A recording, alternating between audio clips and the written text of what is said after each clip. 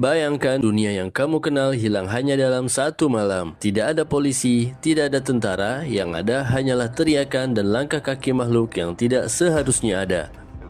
Di tahun 2025, sebuah virus mengubah manusia menjadi monster pemangsa, dan di tengah kiamat ini, seorang bocah harus menyaksikan ibunya berubah menjadi maut tepat di depan matanya. Tapi ini bukan sekedar cerita tentang zombie. Ini tentang bagaimana manusia bertahan ketika harapan sudah tidak lagi memiliki tempat. Selamat datang di dunia Silent Zone.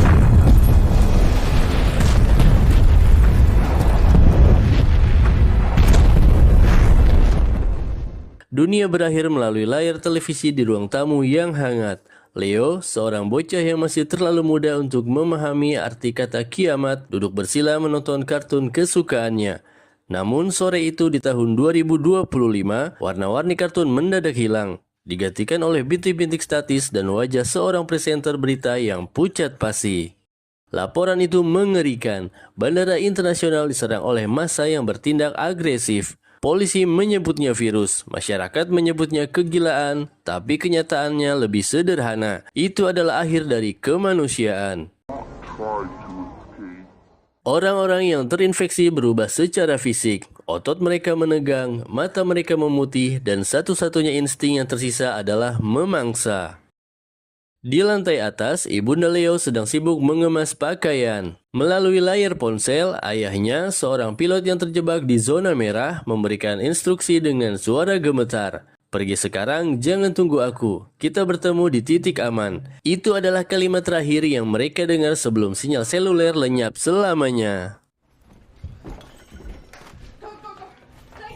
Tragedi tidak menunggu mereka siap. Saat mereka mencoba memasukkan koper terakhir ke bagasi, suara geraman rendah terdengar dari balik pagar. Dalam hitungan detik, kekacauan pecah. Abigail, kakak Leo, hanya sempat merayap masuk ke kolong mobil.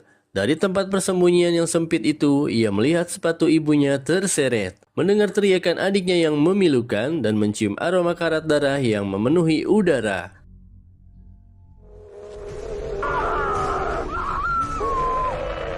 Ketika maut hampir merenggut Abi, sebuah tembakan menggelegar. Cassius, seorang sersan tentara yang tersisa dari unitnya, muncul seperti malaikat maut yang membawa keselamatan. Namun keselamatan itu datang dengan harga mahal. Cassius harus mengarahkan moncong senjatanya ke arah Leo dan ibunya, yang kini sudah bukan manusia lagi.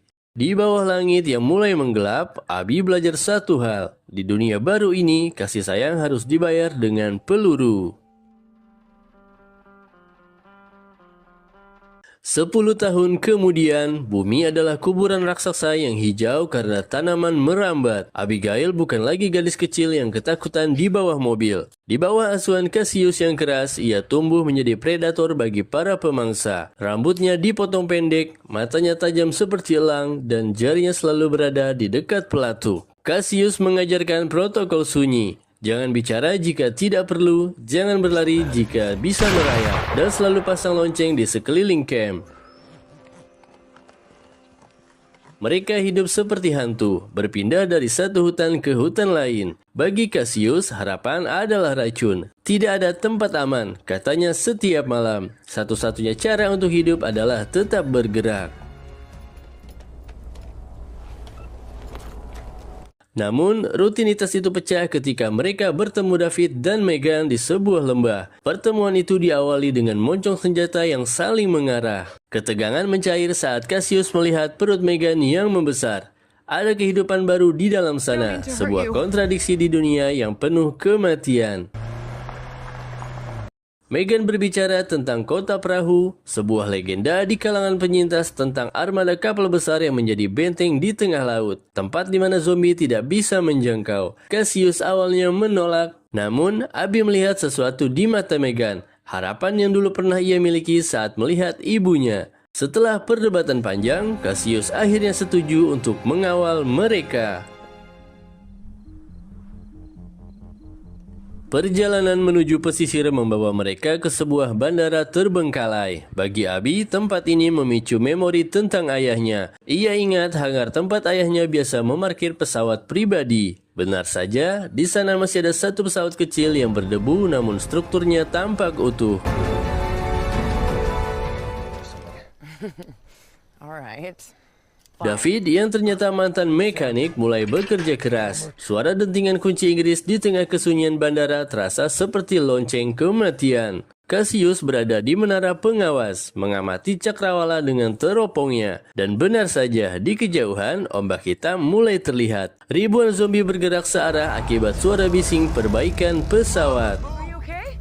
No, we got 3 minutes! Wait, what happens in 3 minutes? David, cepat! Teriak Abi saat ia melihat makhluk-makhluk itu mulai memanjat pagar perimeter. Saat-saat lepas landas adalah momen antara hidup dan mati. Pesawat itu meraung, berlari di landasan yang retak dan berhasil terbang tepat saat zombie-zombie itu meraih roda pesawat. Alright. Namun kegembiraan itu singkat. Mesin pesawat yang sudah tua tidak sanggup menanggung beban. Asap hitam pun mengepul dan mereka jatuh terhempas di sebuah ladang luas.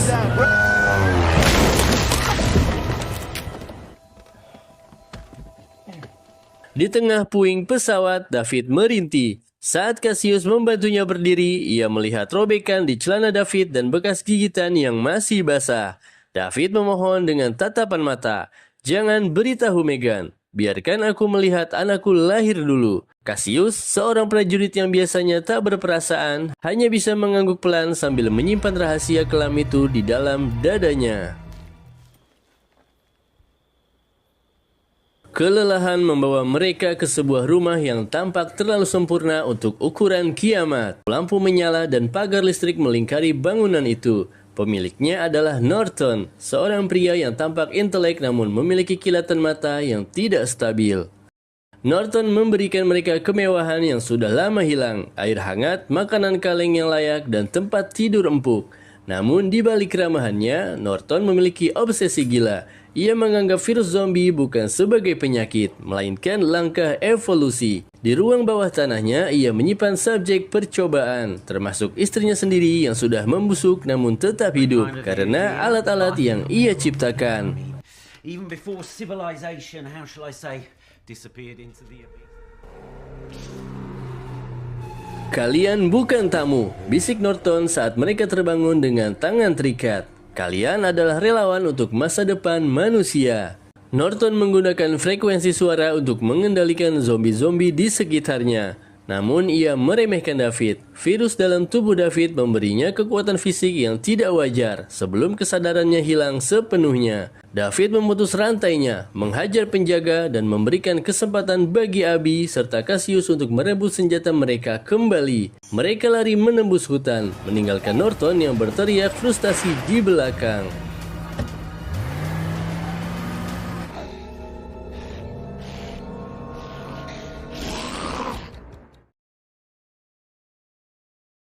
Tepi pantai akhirnya terlihat. Di sana, puluhan kapal besar dirantai menjadi satu. Namun untuk mencapainya, mereka harus melewati jembatan sempit yang kini dipenuhi zombie.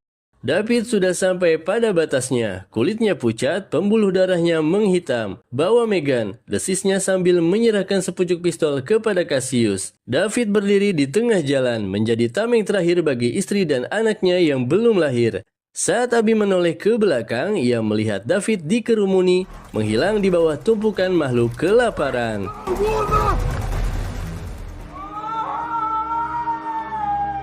Di kota perahu, Megan melahirkan. Suara tangis bayi itu memecah kesunyian laut. Sebuah melodi yang sudah bertahun-tahun tidak terdengar. Namun, persalinan itu merenggut sisa tenaga Megan. Ia meninggal dengan senyum tipis setelah sempat menyentuh pipi bayinya.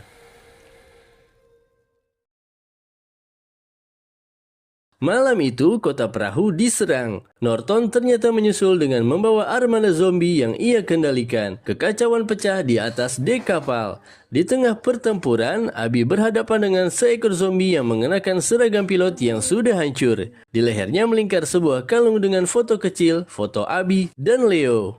Tangannya bergetar. Itu adalah ayahnya. Cassius tertatih di belakangnya, terluka parah.